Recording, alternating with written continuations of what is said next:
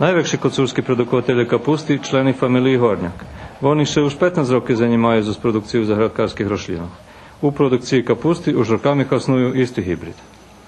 Dižđu bilo nados, ali z skorotam ili mrasom ju opirskalo od hrobaka i baš nje mali sme brigi toho roku. Znači, fino nam pošlo šitsko. A to vjerojatno znači, že to hibrid i otporni na horoti? Či je otporni, ali čujem i bešedujem na pijacu Hodzimeta, s ljudmi, s konkurenciju, s kerestura, to baš i oni še hvaljeli, že toho roku ani raz nje pirskali.